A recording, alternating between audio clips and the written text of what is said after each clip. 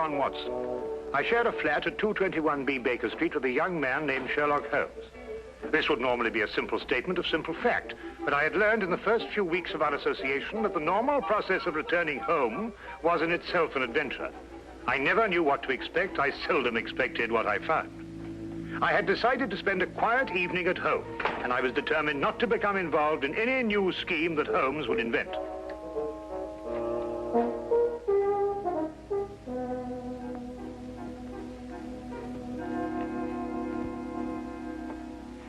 Sulfate gas. Oh? Do you remember the Dietrich case, when the defense tried to prove that no one could produce the deadly poison without a trained chemist? No. Well, I'm going to try it now. With kitchen utensils and a secondary school chemistry book. I knew it could be done. There it is, Watson. Brilliant. Now you've gone too far.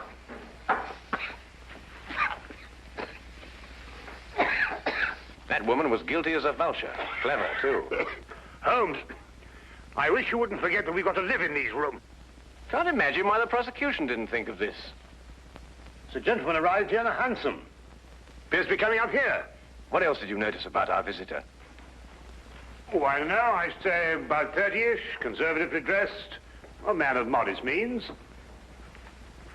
What do you think, Holmes? I don't know. I didn't see him. You did. Oh, yes. Yes, of course. Oh, excuse me. Morning, do come in, will you? Good morning. Is this Sherlock Holmes' flat? Yes, indeed. Oh, sulfate gas. Oh. Mr. Holmes has been experimenting. That's Mr. Holmes. How do you do, Mr. Holmes? How do you do?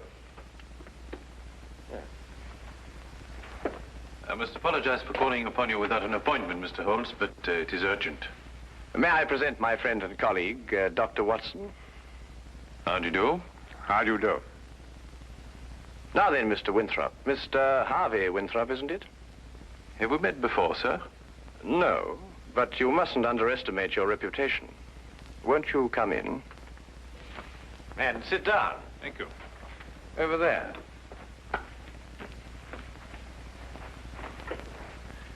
I had heard your powers of observation were remarkable, Mr. Holmes. Perhaps you also know the purpose of my visit. I can only say it's a personal matter. How do you know? It is always a personal matter when one consults me rather than the police. Of course. But my reason to see you actually concerns my elder brother, John. It is he who controls the family wealth. In the event of his death, I would be sole heir. Does his death seem imminent? Well, his life has been threatened. In what way? I noticed you didn't ask by whom. You took pains to point out that only you would benefit by your brother's death. If you knew who made the threat, you wouldn't be so concerned with your own innocence. You're right. I do not know who's making these threats. Actually, I don't even know if it is a who. I beg your pardon, sir? Well, it is possibly a what, Dr. Watson. In this case, the heritage of every old family. The family legend. What is the Winthrop legend? Every member of the family destined for a violent death finds about his person silver coins. Silver coins? Oh, you mean like those silver coins the pirates use, called pieces of 8? Exactly, Dr. Watson. Pieces of 8 as a warning, and at the time of death, a gold doubloon. Have these coins any special significance? 30 years ago, my father was killed by a fall down the stairs in the main hall of Winthrop Manor. A gold doubloon was found under his body. Was he actually seen to fall downstairs? No. The manor was closed and has remained so ever since. I assume your brother has discovered several silver coins? Each day for the past 7 days. I see. What has been his reaction? He has decided for the first time in 30 years to reopen Winthrop Manor. In defiance of the legend? Exactly. We are going to be there this weekend. Who is we? My brother, my fiancée, and myself. And I would like you two, Mr. Holmes and Dr. Watson, to be there as well. Well, that's very good of you, sir. Do you have any other evidence to substantiate your belief? I was very young in those days, but I can still remember the sight of my father's body at the bottom of those stairs. Dr. Watson and I will arrive at Winthrop Manor this Friday night. Oh, thank you very much. If there is anything I can do until then, or if there's any question you want to ask me before, please don't hesitate to call upon me at any time. We'll do that. Thank you. Again, thank you, gentlemen. Not at all. Good day, Hugh, sir. Good day. Well, Holmes, what do you think? I think it's amazing the extent to which people will go to obscure the simple facts of murder or threatened murder. You don't believe in the legend? Nonsense. Well, but after all, Holmes, you said yourself that these things very often have a basis of fact. The odor lingers. There was no mention of that in the Dietrich's case. I'm a man of science myself, Holmes, you know that. And yet there are things that happen every day for which they have no logical explanation. How would Mrs. Dietrich's have removed the odor? Of course, it could work equally well both ways. Winthrop himself admitted that in the event of his brother's death, he was the heir to the estate. His visit here might have been a blind. The solution of a murder, Watson, is infinitely easier than the prevention. We have committed ourselves to a weekend in a drafty manor house that has been closed for 30 years. We will watch and we will wait. And in time, we will apprehend the persons or ghosts who will commit the murder of the Winthrop legend.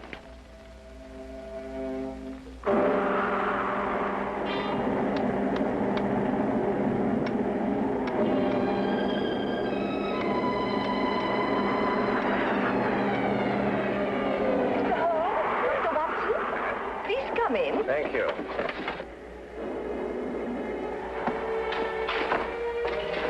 The thunder was making so much noise, I wasn't certain I heard you knock. Yes, I think we got here just in time. Yes, we were worried that you were caught in the storm.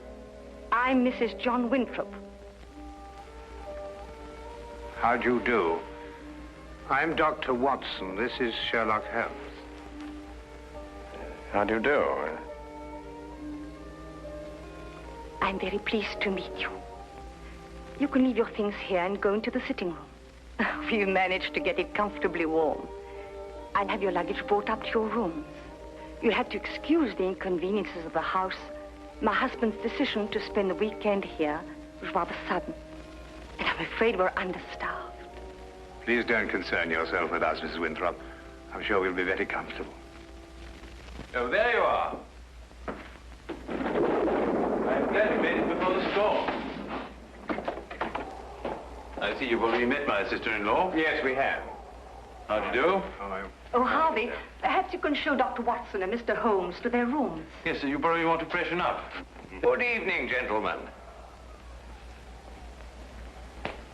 This is my brother, John Winthrop. Dr. Watson. How do you do? How do you do?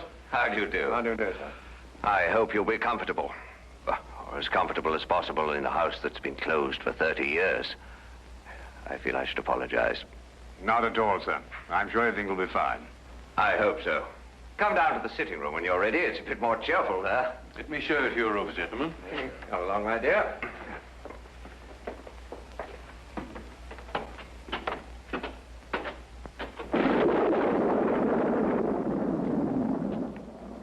You didn't mention your brother was married. Didn't I? I thought I had.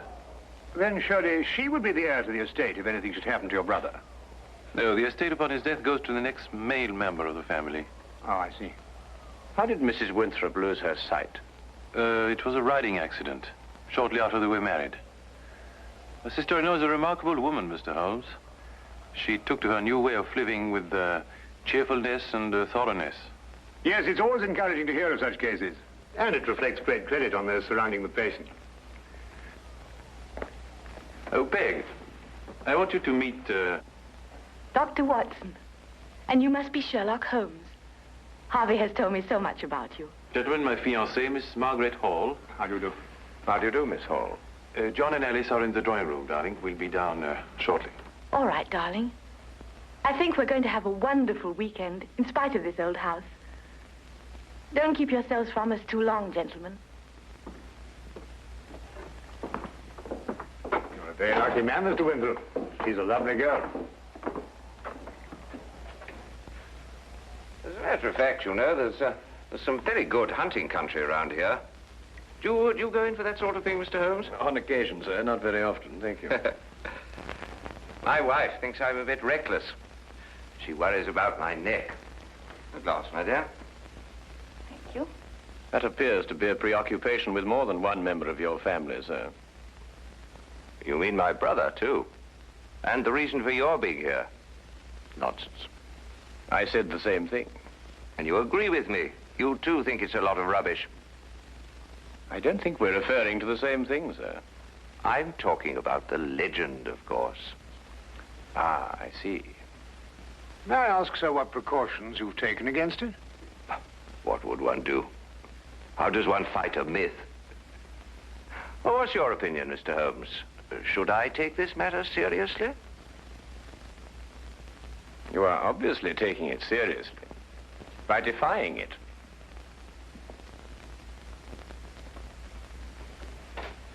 By coming down here to prove that it doesn't exist.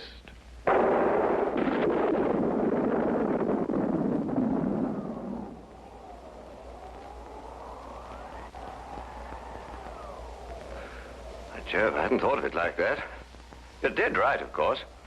But let me put it like this. Do you really believe the legend is dangerous? You are obviously overlooking the second conclusion, sir.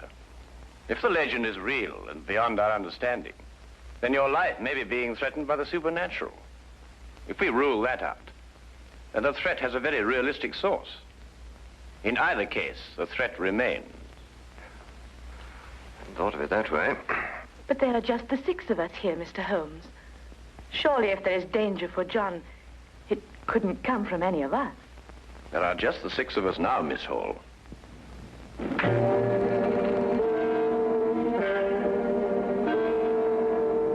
But now there are 7.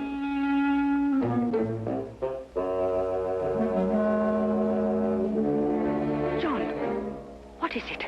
Nothing, my dear, nothing at all. I think we'd better go into dinner.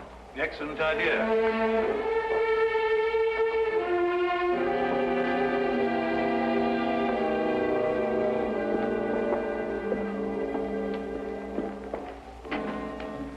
I don't like it, Holmes. Neither do I, Watson. Neither do I.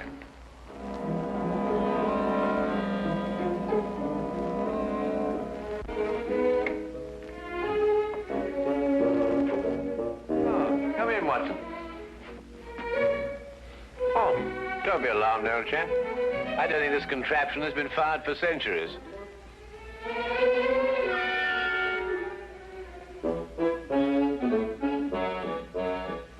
You could hardly expect me to know that from here, Holmes.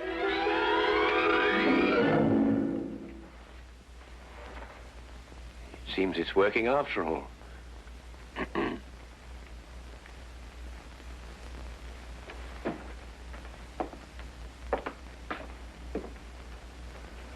I wanted to talk to you about that dinner we just had. Oh, yes, yes. Excellent, Doc. Don't you agree? Well, it was better than the conversation, or lack of conversation, I grant you.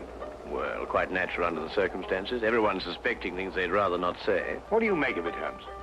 Did you realize that young Harvey Winthrop was in love with Alice before she married his brother?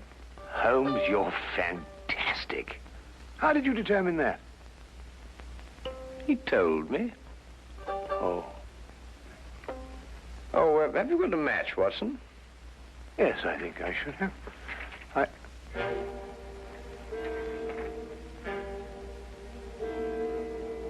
Holmes, look. Yes, I know. I slipped it in your pocket during dinner. You what? I just wanted to see how easy it was to plant those things on someone else. Well, really, Holmes, for all you know, I might...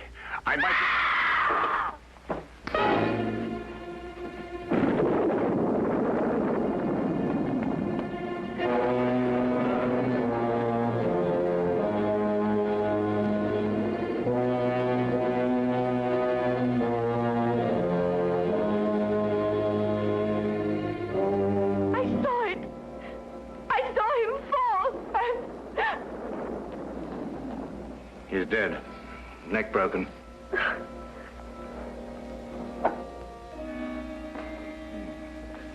A gold doubloon. What's happened? Oh, someone tell me. What's happened?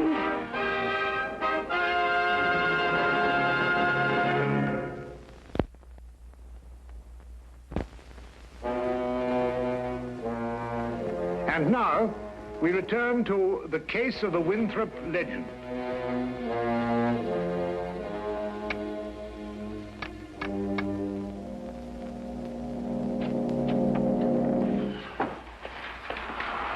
Had quite a time getting back here. The roads are turning bad. Harvey Winthrop. Good evening, sir. Could you get everybody together and see if we can try and get this thing sorted out? Where's the body? Over there. Broken neck. Died instantly. Oh, you say, you up there? Oh, good evening, Constable. That is Mr. Holmes. I've spoken to you about him.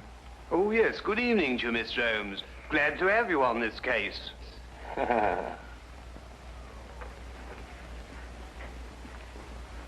His wife. Been a terrible shock for her. Oh, Mr. Holmes, I'd like to discuss this case with you. I've got several theories. Dr. Watson was telling me coming down in the carriage. I think it would be better if she retired for a while. These will help. Thank you, Doctor. Dr. Watson summarized the legend for me on the way down, but quite frankly, Mr. Holmes, I would say we're opposed to a devilish mind here. Holmes, really? I don't know. What on earth do you think you're doing? A button. At the very least, the very least. Observe, Watson, I've almost torn a button loose. Oh, so I should think after all those acrobatics. Are you going to sit like that all evening? And yet the late Mr. John Winthrop fell down a long flight of exceptionally sharp stone stairs without damaging his clothing. What's that? I'd better check. Yes, I think you had. He may not have torn a button, but he suffered some very severe damage to his neck, I'd like to remind you. An indisputable fact, my dear Watson. Well, what are you getting at, Holmes? That's right. Now we're getting somewhere. Come on, Watson, let's examine the situation more thoroughly. The killing blow was struck at the back of the neck, is that right?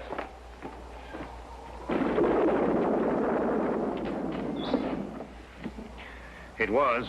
He must have struck the edge of the stairs. He fell. Stone. Edge is quite sharp.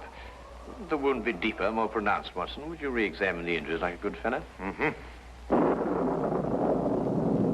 Well, the skin's broken, but not unusually so. Still, it's difficult to know the position of the body when he fell. I agree with Mr. Holmes. Winthrop and the blind woman were at the top of the stairs when he fell. Mm-hmm. And in a position to have pushed him down. Right. You then imply that Miss Hall, being downstairs all the time, may be ruled out as a suspect. Well, I should take that as a prima facie proof of her innocence. Do you really think so, Watson? What's that? Who are you accusing, Mr. Holmes? Your fiancé. Holmes? You're insane. Not at all, I assure you. Your brother didn't fall down these stairs. He was killed, struck by a blow from behind, very probably in this room.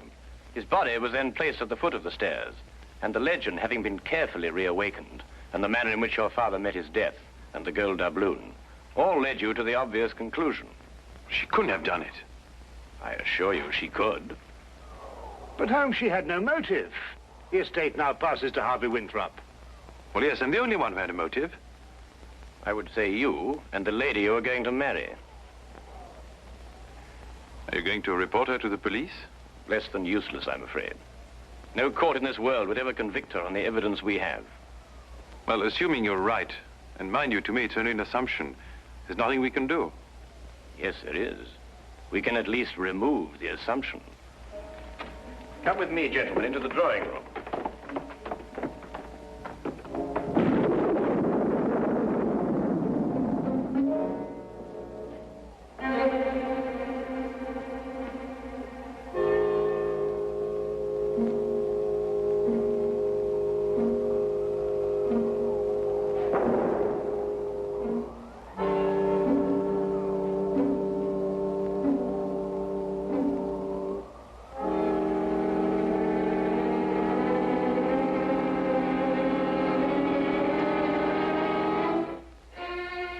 Oh, Constable. I didn't know you were there. Just looking around, routine, you know, miss. Of course. Did you want to see me? Not especially, miss. A few more things to check up on. The rest lies completely in your hands.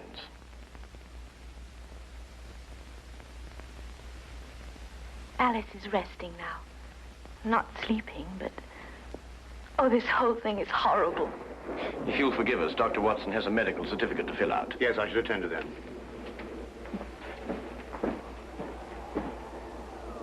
Oh, Mr. Holmes. At your service, my good constable.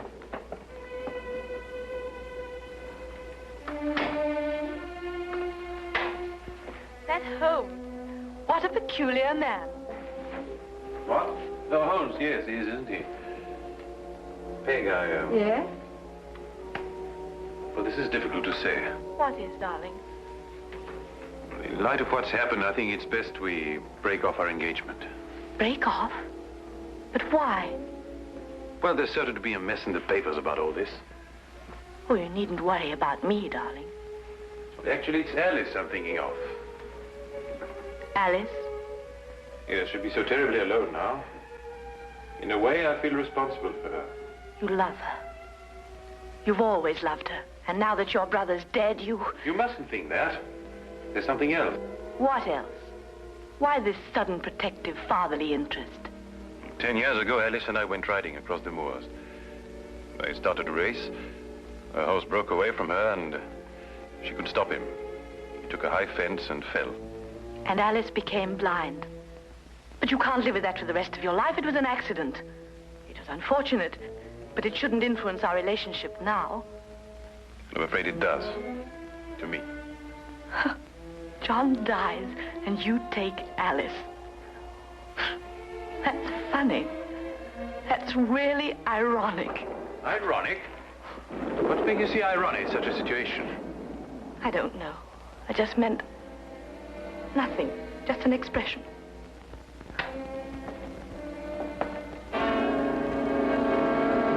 Very interesting choice of words, I might add. Alas, I must confess we were eavesdropping. Is there anything you'd like to confess, Miss Hall? What does this mean? You spoke of irony. Such a choice word. You didn't kill John Winthrop so that Harvey could share the family fortune with Alice. You'd have seen to that in time. You're insane. I couldn't have pushed John down the stairs. I was at the bottom myself. Well, you were in a perfect position to strike him with this. And then, very thoughtfully, placed the end in the fire to remove any evidence of the blow. No court in the world would convict me on evidence like that. You're quite right, Miss Hall. But you know the facts. And we know the facts.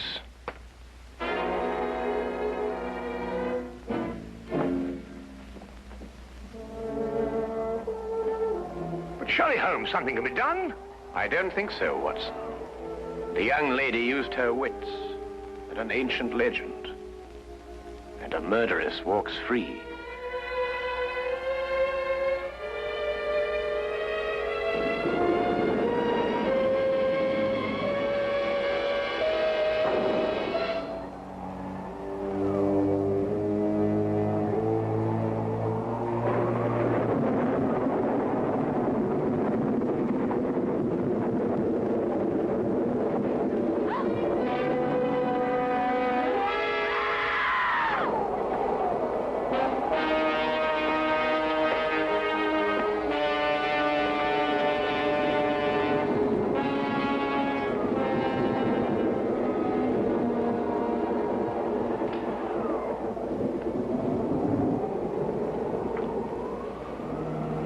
But it's a gold doubloon. And she said no court in the world would ever convict her.